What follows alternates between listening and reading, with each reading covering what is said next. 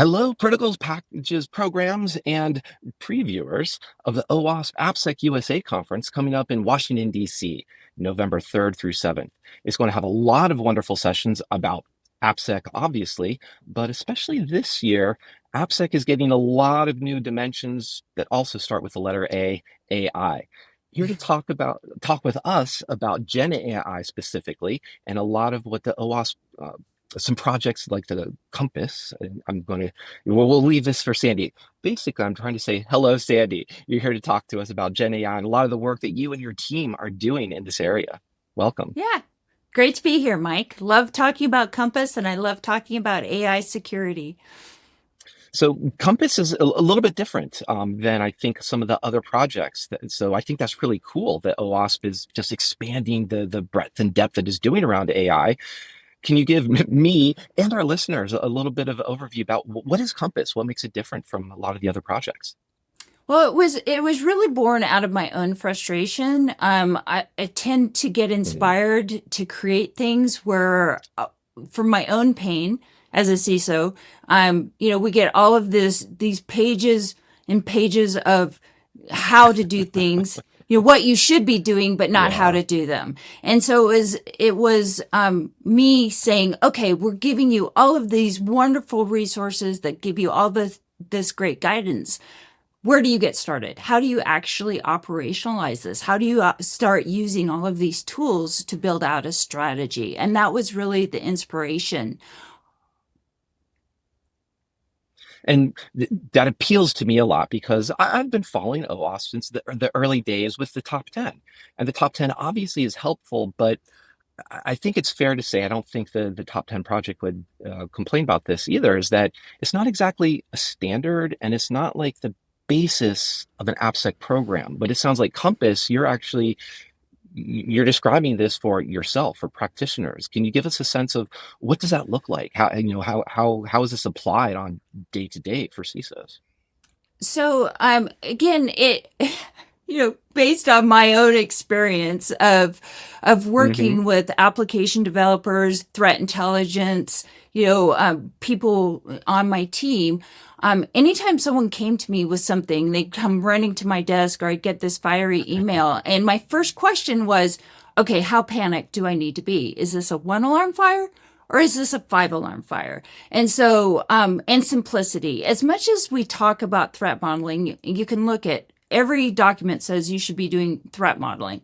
Well, to actually do threat modeling, it takes a lot of expertise, time, and resources. And I've seen it done very rarely because it's complex, it's hard to do. Now we're starting to see some tools that do that better. But with Compass, I came up with a 1 to 5 system. Again, one alarm fire, five alarm fire.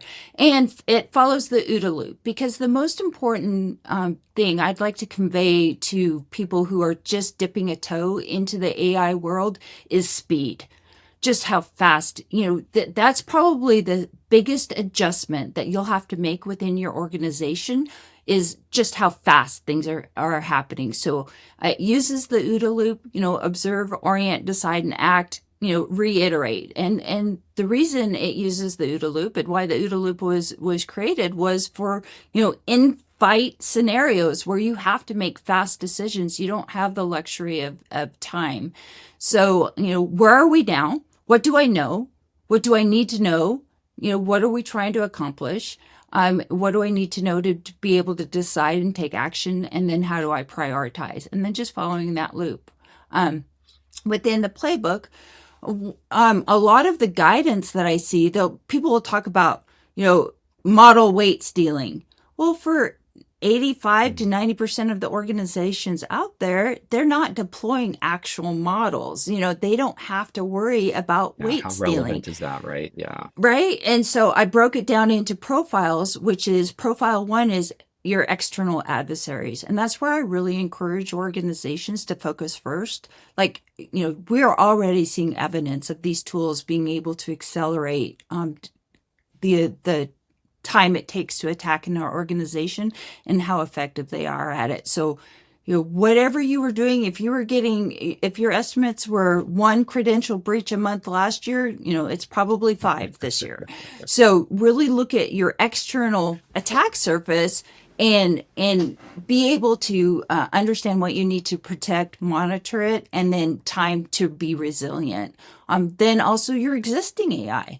So a lot of your, if you look at your state legislation, they're not differentiating between generative AI. Yes, ChatGPT really put a lot of a spotlight on AI, but if you look at where a lot of the attorney generals are looking, it's at, hey, financial, or what's your decision making around loans, what's your hiring, so there's a lot of AI that already exists in your environment that kind of flew under the radar. And then how are you looking at that in your asset management? Could you even pull out what applications have AI right now within your environment? How are you tracking that? And then third, are you deploying a Chat GPT Enterprise or a Microsoft Copilot or Microsoft Gemini? And then the fourth profile would really be a new AI implementation. So really helping organizations kind of think about it strategically. What are we doing? How do we start getting our arms around this? Do I start with non-human identities if I can't even manage service accounts? Like, uh, Well, I think, yeah, you've listed off of a wide range, from the attorney generals. Those examples are absolutely those senses of compliance that are not unique to the ChatGPT or the Gen AI or LLMs.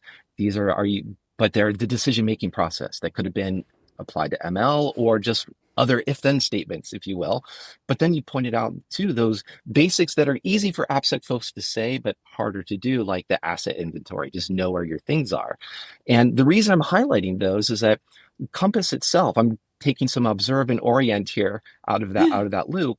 Compass is a way to look at, or it's looking at OWASP Top 10, it's looking at MITRE ATT&CK, and it's looking at a lot of other things, right? So I'm curious, how do for those out there that are already looking at those other acronyms, if you will, how is Compass helping them? So it's really a methodology. In its simplest form, it's a Google sheet and a playbook that you go out and download, and it's really teaching you the methodology. Things like there's already CWEs for generative AI applications. How are you mapping that? How are you going to incorporate visibility into your existing threat intelligence information, and how you're monitoring your environment? What are your defenses and mitigations? Where should you be monitoring? How should you be updating your incident response plan?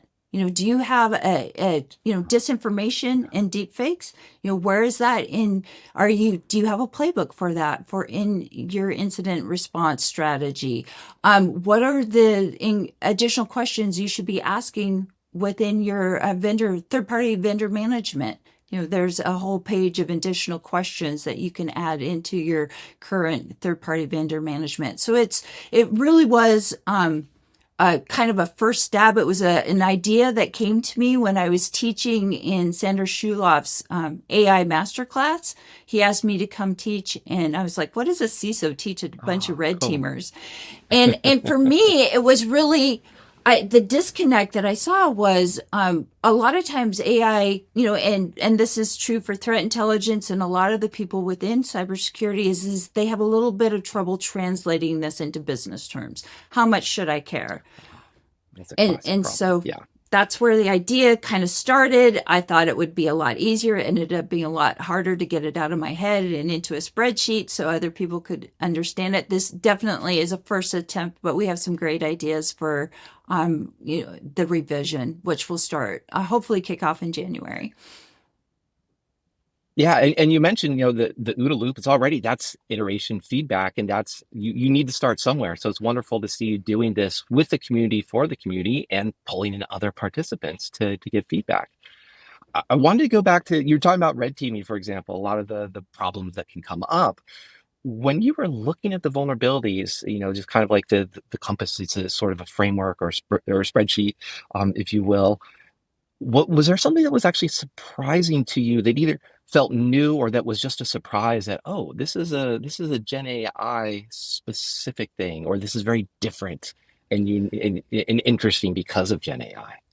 And again, this is part of the pace, and we're starting to actually see some of these attacks. But when I first started writing it, we weren't seeing actual attacks against, as much as we talked about prompt injection and indirect prompt injection, the actual attacks, if you looked Mhm. at any of the reports from Anthropic, OpenAI, how adversaries were using these generative AI tools was more just like you and I would. How do I convert this to a different language? Or, they're using a lot for business analysis and using, satellite imagery and, kind of more. We could actually learn as business people, we could probably learn a little bit about how they were actually using the tools. So the thing that I wanted to encourage people was to actually look at incidents. So within Compass, there's a whole page on that links to known AI incidents, and a Ah, vast majority of those are all deep fakes. And one I like to call out, and it makes it into every spreadsheet or into every presentation, is Air Canada. So Air Canada had a chat bot mm. that gave a wrong answer to a person who was flying for bereavement. And so the person sued. They got they were able to get their money back. It was $800. 800 US dollars was the cost. So from a financial impact, if you look at, even though it's made it into every presentation, everyone says, look at, chatbots can do naughty things. If you looked at it from a business perspective and looked at how much money Air Canada saved by having that chatbot, $800, probably not that big of a deal. So really my message is take a step back, use the data, make sure you're looking at the threat information, look at the impact information, because you can't be perfect. You're going to have to make these risk-based decisions because, it, AI is both the poison and the cure. Like, you absolutely, to be able to fight and survive in this next world, you have to be AI illiterate. That's abundantly clear. But it does come with additional risk. Now, how do you monitor that and how do you stay in front of it? Yeah, and I think that Air Canada is interesting because it's the aspect of here's an LLM providing essentially hallucination, incorrect information. Um, and that was an interesting point. I hadn't heard that expressed as, this is the $800 liability, perhaps a rounding error in terms of broader business risk. But it does have implications, especially if we're using LLMs, Gen AI on our security side and help with us, because we obviously bereavement is a pretty heavy topic. But if we're doing this in terms of analysis, incident response, we definitely don't want those hallucinations. We want the LLMs at least helping us save our time, like you're saying, how that's how attackers are doing it, trying to save themselves time. And this has come up I'm in curious so then if, many. yeah. Okay. And my response to that is maybe an LLM isn't the right tool. If you need that level of accuracy, maybe an Mm, LLM is not the right. No, you probably want AI, but maybe not an LLM. And there's lots of different types of AI. There's lots of ways that you can that's a you good can point. improve your efficiency. Yeah, and so, as much discussion as there is on reasoning and math, and it really was built on linguistics. It's built on language and communication. Now, the other thing that you want to think as a baseline is, based on customer service, how many inaccuracies, were given by human people. Mhm. So, really take a step back, try not to be, drawn into the hyperbole and take a, kind of a data approach to solving these problems. Yeah, and I think what's helpful is just having something like Compass at least organize our thoughts so we can better understand, as you're saying, what are the risks are, and try to translate those into practical things that CISOs, AppSec teams, incident response teams can take advantage of. So that sounds like something that sounds like a good outreach to the community to help build that work. So I appreciate you doing that. As we do this, one final thing, since we're highlighting the global AppSec USA from OWASP, the conference. Is there one thing that you'd love to highlight for attendees, or you want to tease for attendees to come and participate with? I think that the one question that we don't get asked as much is why in the heck would you hardworking people donate so much of your time and effort into this nonprofit? And I would tell you, I would encourage people to do it. It's given me the freedom to bring ideas, a support group that I could collaborate with and say, hey, I have this idea. And they were technically knowledgeable. They understood the space. They could push back, ask questions. And then it gave me a platform to really be able to share what I believe would help a lot of people. So it is a lot of work. But I would definitely, OWASP is unique. I always say we're non-denominational. We're one of the very few organizations that we serve the whole world. Like we translate into Japanese. The list of languages that we've been able to translate the OWASP, the generative AI, our solutions into is just phenomenal. And there's so many people who work in the background. And, this is really a group effort of a whole lot of people donating their time and experience to make this happen. It does, and you listed off that's it needs a community around the world to help make that happen. So I just wanted to emphasize that point. Thank you again, Sandy, for sharing your insights here and telling us a little bit more about Gen AI and the Compass project. Thank you for having me. I also want to say thank you to everybody who's been listening to this preview. Please say hi to Sandy and check out the Global AppSec USA conference. If you want to learn more about it, check out securityweekly.com/OWASP 2025. We'll see you there. Thank you.